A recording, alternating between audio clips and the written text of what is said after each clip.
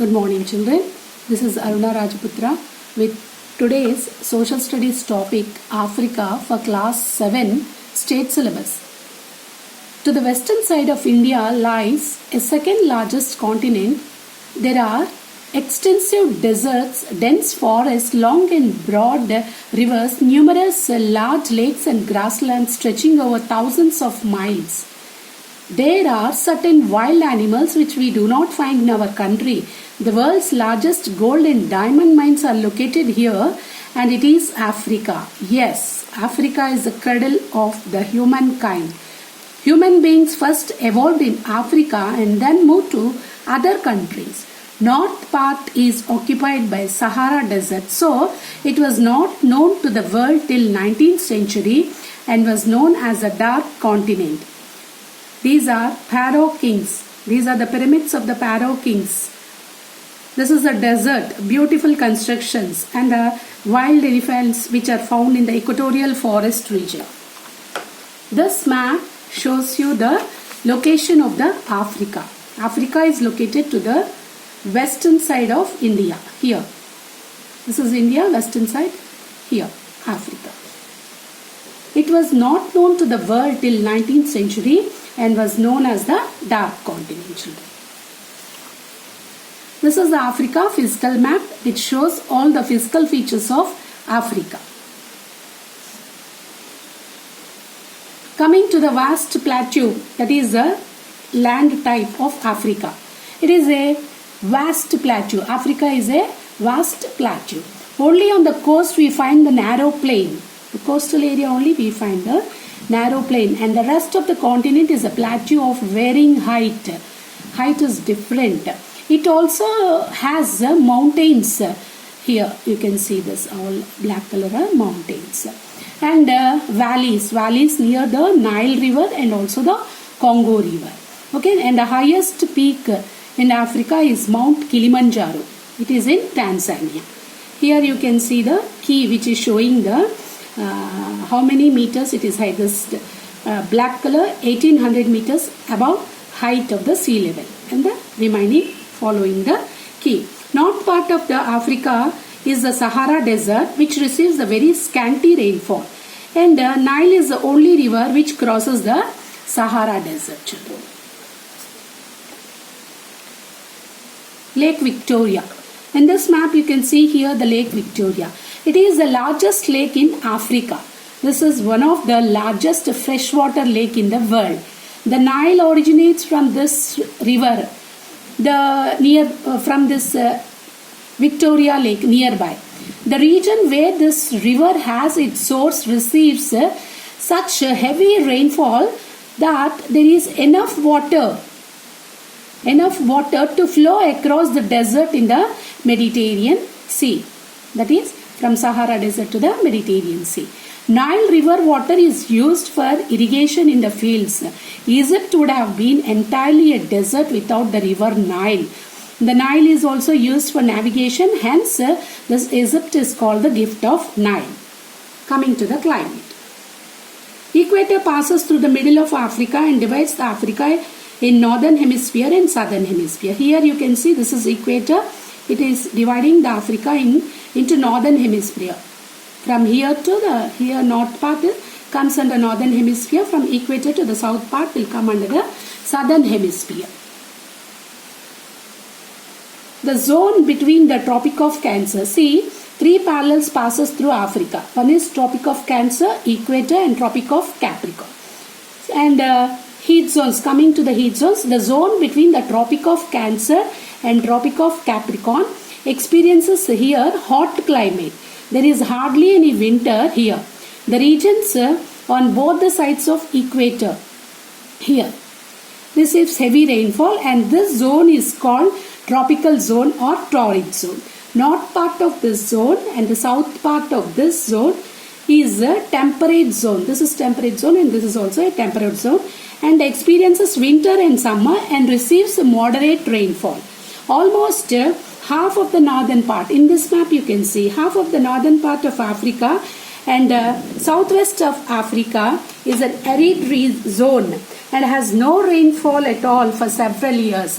In the north it is called Sahara and south it is called Kalahari. This map shows the natural vegetation in Africa. Here, this trees will show the equatorial region, both the sides of the equator.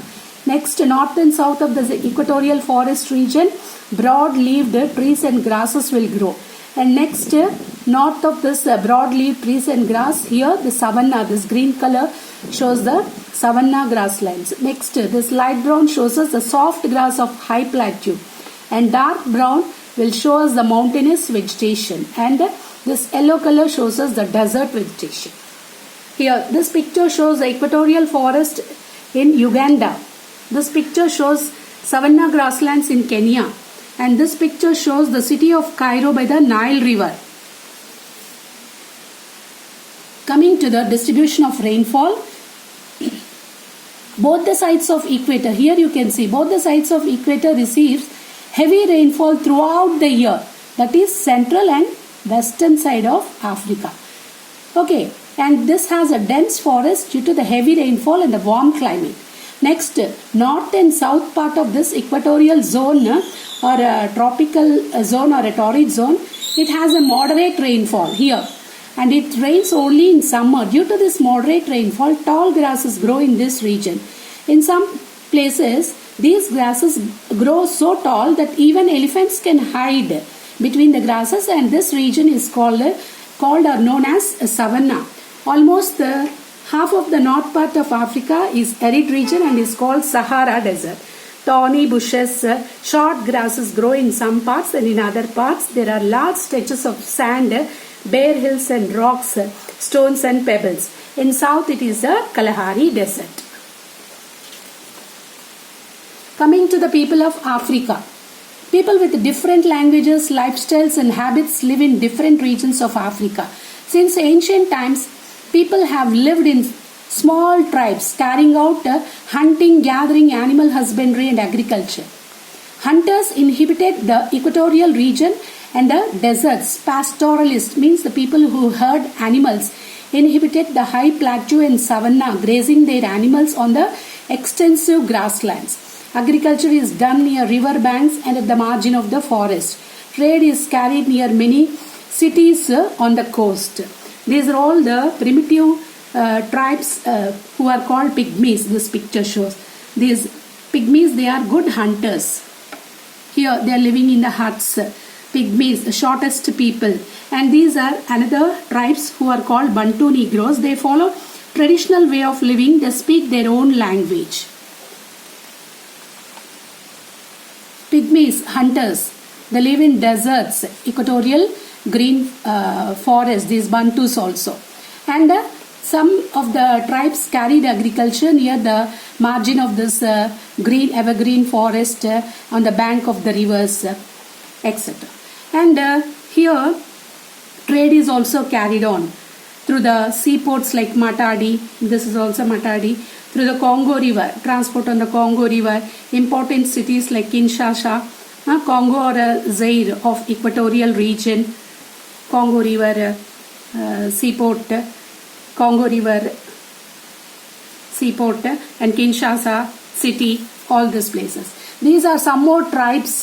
They inhabit in grasslands to rear their animals or use for grazing the animals. Coming to Africa, Europe and Asia. The north part of the continent is occupied by the biggest desert in the world, Sahara. So it was not known to the world. So the Africa was called dark continent. Till 15th century, Europeans were in search of this great continent. By 19th century, they gained complete knowledge of Africa. Here, he was a Portuguese sailor who was called Vasco da Gama, 1498. He travelled from the Portugal, from the west of Africa towards south via Cape of Good Hope, and he reached the India.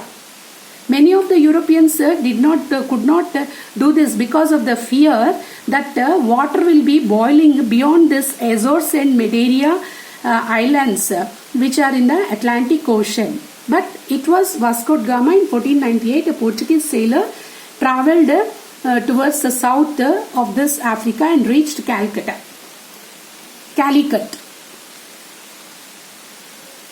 So he reached Calicut, Vasco da Gama.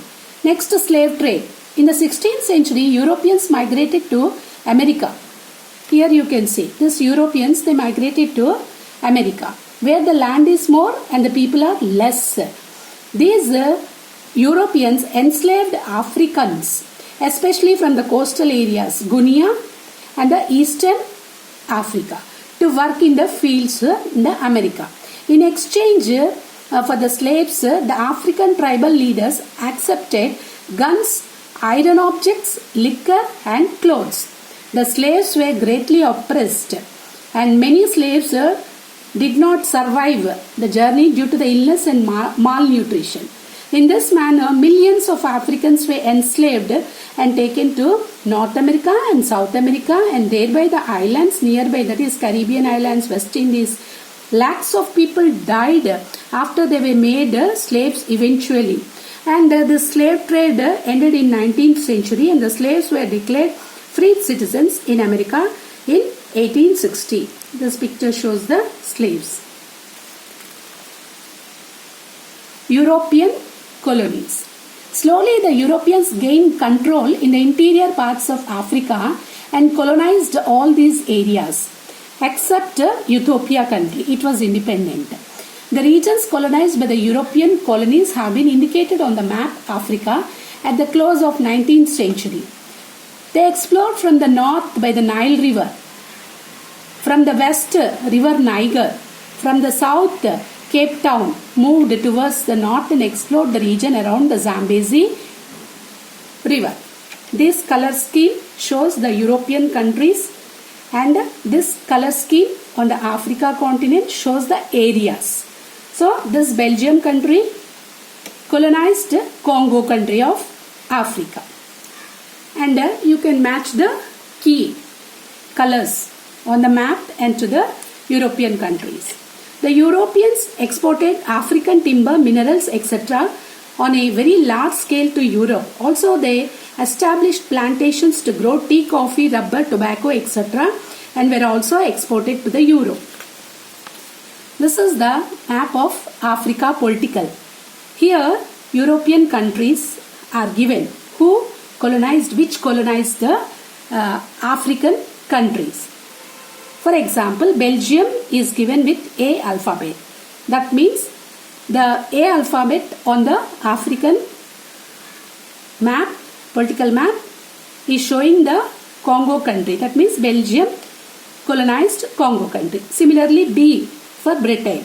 You can see where all B alphabet is there, like South Africa, Botswana, Zambia, Zimbabwe. All these countries are colonized by Britain, like that. Follow the color scheme and the alphabets of this Africa political map with the European countries. With the alphabets you match. Next, crops and plantations of Nigeria. Nigeria exports cocoa, rubber, palm and palm oil and earn foreign exchange.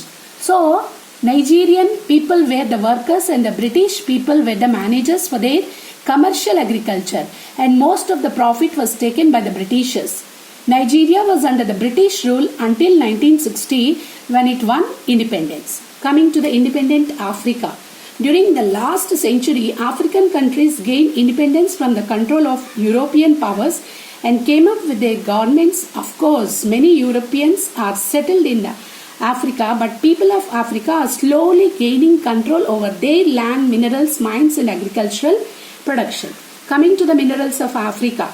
Africa is rich in minerals like coal, copper, tin, etc. Also a largest producer in the world of precious minerals like gold and diamonds. One of the main aim of the Europeans in Africa was to exploit these resources by using servile labor of the Africans. Many of the European countries and their companies control most of the mineral resources of even the independent African countries till date. European companies use many technologies and investments into the mining and processing industries and use cheap labor of African country and make much profits. They were also careless about the environmental protection and have caused immense damage to the natural environment of Africa continent. This memory map shows you the summary of Africa at a glance. And task for this video is label an outline map of Africa with all the countries with different colors. Take care not to color two neighboring countries with the same color. Thank you all children. Have a nice day.